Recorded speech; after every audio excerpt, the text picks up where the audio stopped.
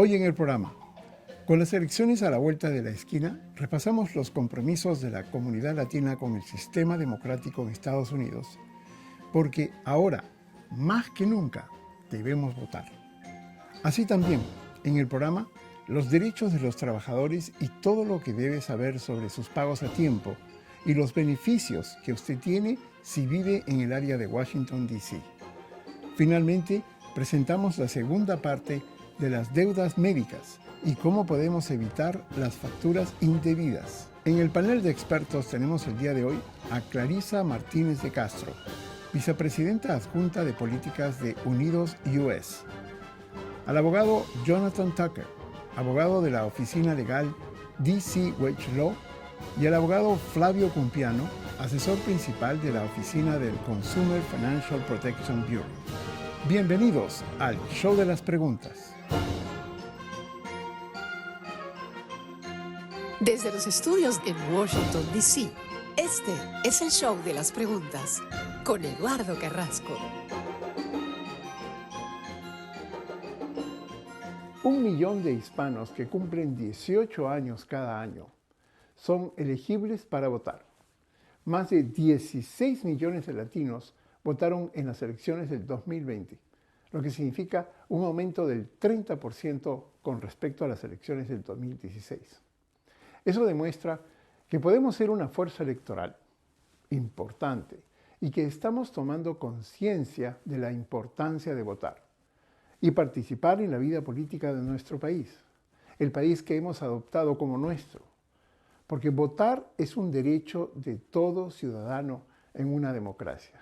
Clarisa Martínez de Castro, vicepresidenta adjunta de Políticas y Defensa de Unidos US, responde a las preguntas de nuestros televidentes y nos explica cuál es la situación del voto hispano y las consecuencias de no participar en los diferentes procesos electorales. Mi pregunta es, ¿para qué? ¿Y por qué voto si soy latino? Creo que tenemos un dicho que lo explica perfectamente. Al que no habla, Dios no lo oye. En este caso, el contexto del que estamos hablando es los funcionarios públicos que tienen como cargo representar las aspiraciones y las necesidades que uno tiene. Y bueno, ellos ven quién vota. Así es que si no votamos, pues no saben qué es lo que aspiramos, qué es lo que necesitamos, y nuestra comunidad no ejerce el poder que puede tener su voz. Las elecciones es la oportunidad que tenemos para enviar un mensaje bien definitivo si pensamos que las personas que nos representan están haciendo un buen trabajo o no, o les falta. Sabemos que nadie es perfecto. Un funcionario público no puede cambiar el mundo ellos o ellas solos, pero también los votantes tienen el derecho y la responsabilidad de estar al tanto para que no se olviden de uno y para que hagan su trabajo de una manera efectiva. Entonces, creo que es tanto responsabilidad como derecho. Y como sabemos, cuando tenemos derechos y no los usamos, a veces se desaparecen o se minimizan. Y para nuestra comunidad que trabaja tan duro y que muchas veces no ve sus contribuciones reconocidas, nuestra voz en las urnas es muy importante. ¿Cómo puede afectar al voto latino las nuevas leyes electorales de algunos estados? Una de las cosas interesantes para aquellos de nosotros que no nacimos en este país y que no tenemos el beneficio de que nuestros padres sabían cómo se vota en este país y cómo está el tejimaneje, como decimos en mi tierra, es que en Estados Unidos hay muchas más oportunidades para votar. Una de las complicaciones también es que no es igual en todas partes. Diferentes estados ofrecen más oportunidades que otros, pero no nada más se puede votar el día de la elección, que viene siendo en muchos lugares la general en noviembre. Eso es el voto en persona el día de la elección.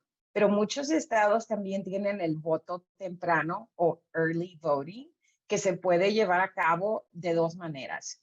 Votar temprano en persona, se abren diferentes ubicaciones y oficinas donde puede ir uno a votar, y a veces eso se hace disponible también en horas más tarde o en fines de semana. Y de vuelta, como mucha gente en nuestra comunidad tiene no solo un trabajo, sino a veces 2 o 3, a veces se le dificulta el día de la elección llegar dentro de ese marco de tiempo. El early voting o voto temprano en los lugares donde se ofrecen los sábados, por ejemplo, o domingos o en las noches, le da la oportunidad de participar. También hay early voting, que es el voto por correo. Entonces, ya sea en algunos lugares puede ir en persona temprano, antes del día de la elección. En otros lugares puede votar por correo. Eric, desde Virginia, adelante con su pregunta. ¿Los partidos políticos entienden a los latinos? Cuando volvemos, la respuesta.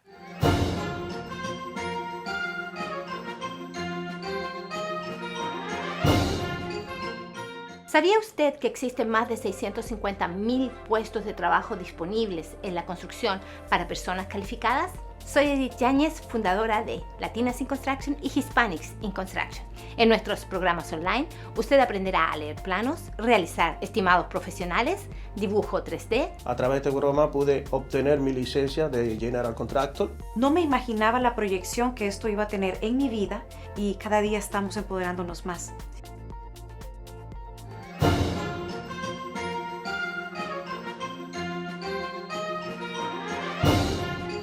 ¿Los partidos políticos entienden a los latinos? Los partidos políticos y los candidatos políticos siguen sin entender a fondo al electorado latino. Algunos demócratas simplemente nos quieren dar por dado y por garantizado que vamos a votar por ellos, aunque hagan acercamiento con la comunidad o no. Eso es un error. Del lado republicano, algunos piensan, no, pues son demócratas, entonces no vamos a hacer acercamiento con ellos tampoco. Y eso es más bien la falta de entendimiento que tienen muchos políticos sobre nuestra comunidad. Lo que queda bien claro es esto. Nosotros como votantes latinos, igual que otros votantes, queremos que nos hagan la corte. Queremos que nos digan cuáles posiciones tienen, qué plan de campaña, qué es lo que proponen hacer. Y sobre todo que hablen de los asuntos que nos interesan. El tema migratorio es muy importante porque no solo afecta a aquellos de nosotros que somos inmigrantes y a nuestras familias, también afecta a los derechos civiles y el tratamiento que se le da a todos los latinos, aunque sean ciudadanos. Pero también el tema económico, el tema de la pandemia, de salud, de educación, son importantísimos y a veces no nos hablan de ello. ¿Por qué no existe una cultura de votar entre los latinos? Eso es algo que se dice mucho en Estados Unidos y creo que como comunidad debemos desafiar esa caracterización un poco. Lo digo porque, bueno, yo soy inmigrante, ahora soy ciudadana y trato de votar en todas las elecciones, pero también sé que cuando yo vivía en mi país, veía que mucha gente votaba y vemos la participación en diferentes países latinoamericanos que tiende a ser alta. Entonces, a veces, aquellos de nosotros que somos inmigrantes, estamos experimentando el no saber cómo se navegan las cosas, el estar lidiando con la adaptación a un nuevo país y una nueva cultura que toma prioridad. Y es un poco después, ya que podemos respirar, que empezamos a participar un poco. Entonces, por eso es que grupos como Unidos hacen una labor de educación sobre cómo votar para asegurar que las personas estén registradas a votar, que tengan la información, cómo votar, qué necesitan llevar, qué día, a qué hora y todo eso, para fomentar más de nuestra gente participar, porque tenemos muchos latinos. Si ya tenemos voz fuerte, la podemos dobletear. Hay como 30 millones de latinos que son ciudadanos elegibles para votar, pero como 11 millones todavía no están registrados a votar. Imagínense si todos nos ayudáramos uno a otro a registrarnos, de la noche a la mañana podríamos doblar el volumen de nuestra voz. Los trabajadores en Estados Unidos gozan de ciertos derechos legales básicos que les proveen condiciones seguras, sanas y justas en el trabajo. Pero algunos empleadores violan estos derechos fundamentales porque valoran sus ganancias más que a sus trabajadores. Por eso es importante conocer sus derechos. Cuando volvamos, el abogado Jonathan Tucker, del estudio de abogado DC Wage Law, nos explica cuáles son estos derechos básicos en la zona metropolitana de Washington, D.C.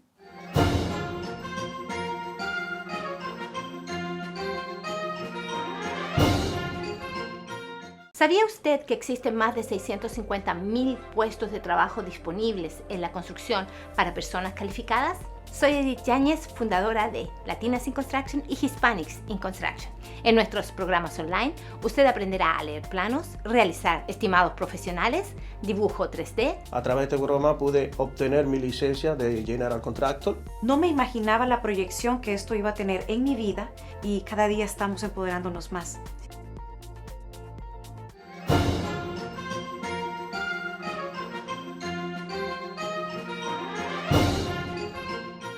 Señor Tucker, bienvenido al programa. ¿Cuáles son los problemas que enfrentan actualmente los trabajadores en general y los latinos en particular? Gracias, señor Carrasco, por tenerme en su programa. Y quería decir que aquí en la Oficina de Pago Justo, localizado aquí en Washington, D.C., vemos que trabajadores en general enfrentan a empleadores que no están pagando todo lo que la ley manda, que no reconocen derechos de ausencia médica, que están robando horas trabajadas. Pero algo en particular que enfrentan muchos latinos es la clasificación errónea como una contratista en vez de como un empleado. Y vemos eso en particular en la industria de la construcción, en servicios de jardinería, en limpieza, también en otras facetas de la economía. ¿Y de qué estoy hablando? Se refiere cuando un jefe decide pagar a la persona sin descontar ningún impuesto, dándoles un 1099 al fin del año en vez de un W2. Así está declarando que tal persona ha sido un contratista.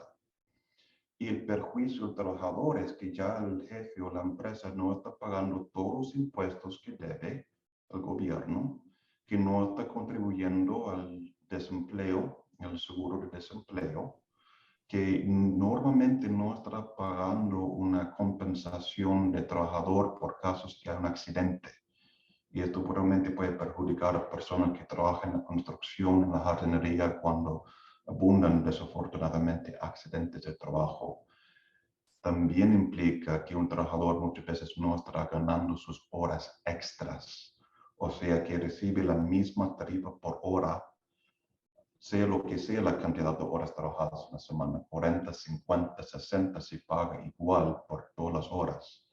Todo esto son consecuencias de que una empresa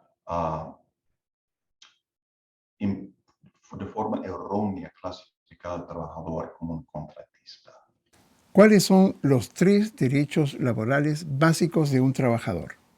Hay muchos derechos y no quiero excluir ninguno, pero 3 que son básicos que vemos como bien importante, por lo menos en nuestra oficina de pago justo. Primero, de recibir el pago a tiempo. ¿A qué se refiere eso? Que la empresa tiene que pagar en periodos regulares por lo menos 2 veces al mes. Y hay consecuencias severas cuando no se hace eso, particularmente en el Distrito de Columbia. Un trabajador puede cobrar un interés de como 10% al día. O sea, por cada día laboral que se ha tardado es otro 10% encima del sueldo que le debe. Y este interés puede crecer de hasta 300%. Así que un trabajador se debe $1,000 en el Distrito de Columbia y ya se ha tardado 30 días laborales de no pagar a tal trabajador, la empresa debe los 1,000 más otros 3,000 de interés. Es una consecuencia grave si no paga a tiempo al trabajador.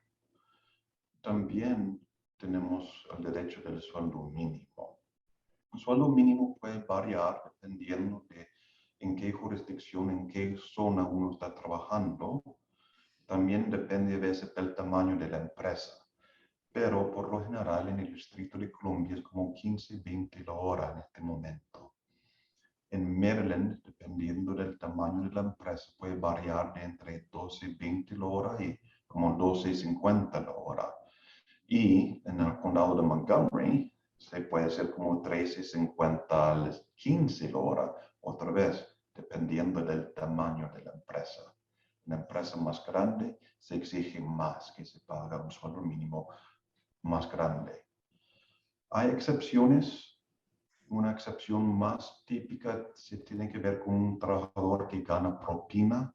Puede ser un mesero, un paso en un restaurante, pero al tal trabajador necesita asegurarse de que la tarifa que le paga por hora más el sueldo mínimo que está recibiendo, que la combinación de estos dos llegue a ser por lo menos el sueldo mínimo normal para como cualquier otro trabajador.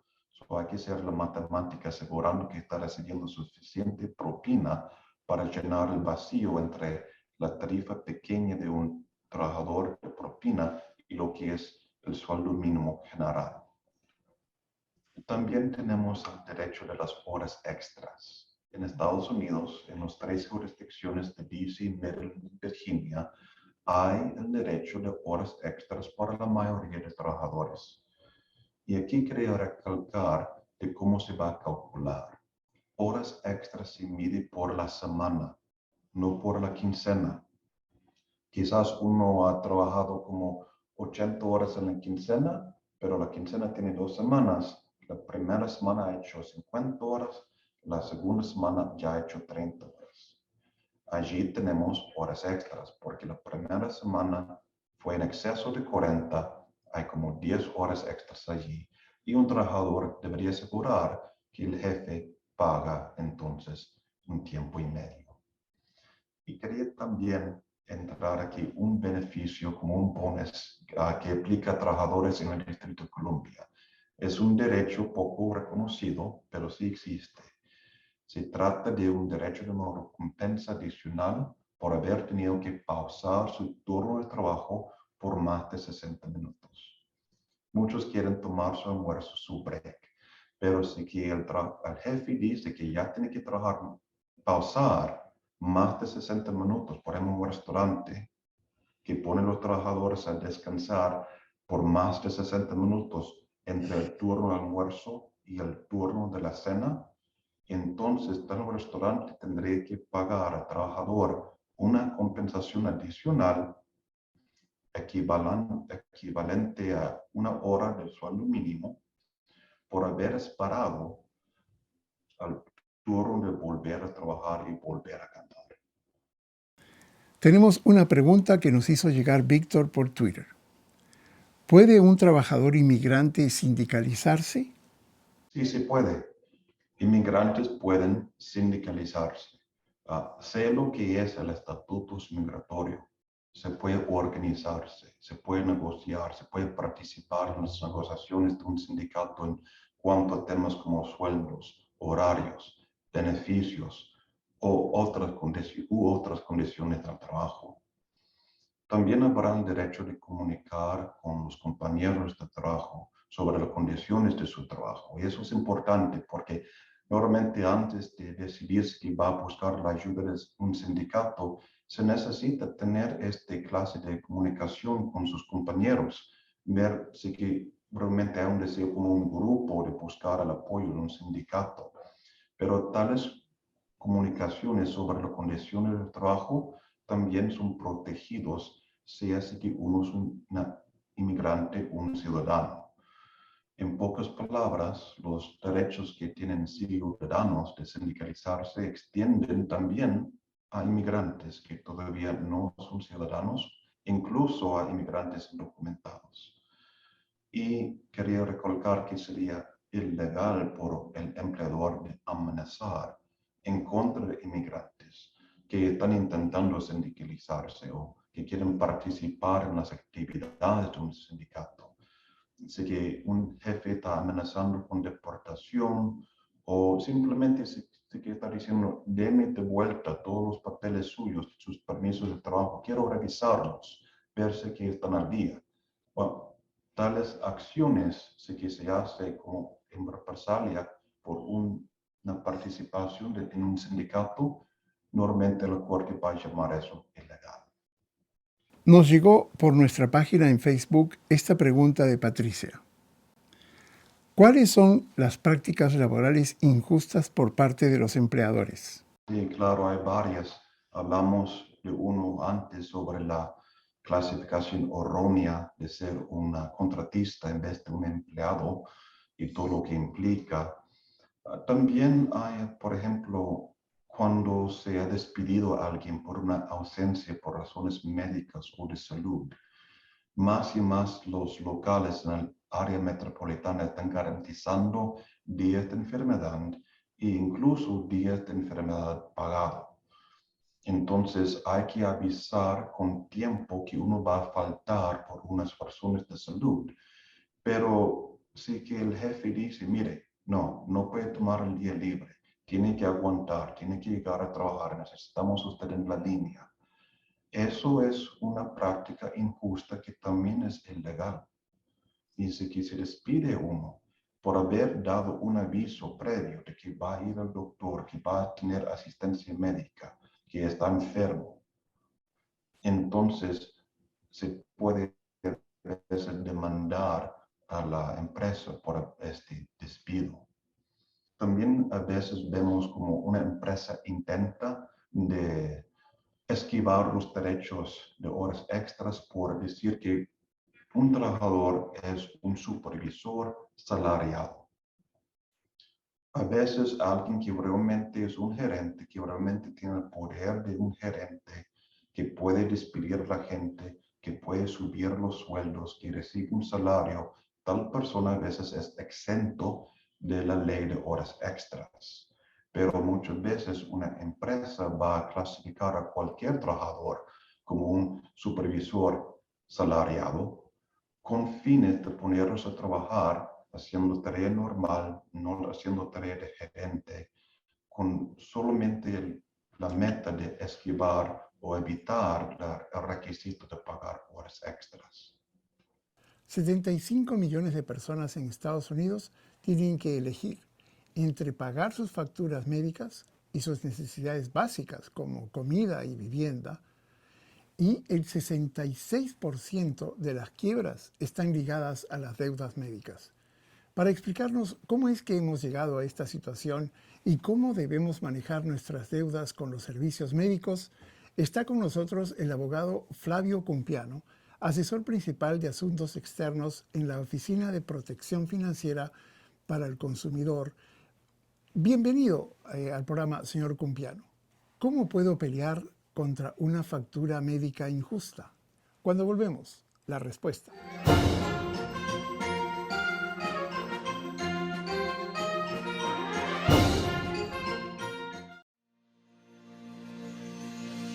The Hispanic Chamber of Commerce of Montgomery County is a business organization that promotes economic opportunities for the Hispanic Latino community, which helps business owners expand their customer base and advocates for policies that benefit minority and women-owned businesses. Join today at hccmc.org. The Hispanic Chamber of Commerce of Montgomery County, tu cámara.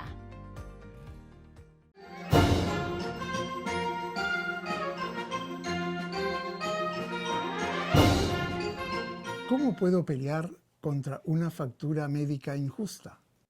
Bueno, lo primero es no ignorarla, ¿verdad? Asumiendo que la factura médica es de uno, que es lo primero, porque hemos estado hablando que muchas veces los cobradores de deuda le intentan de cobrar a personas que no tienen que ver nada con la deuda.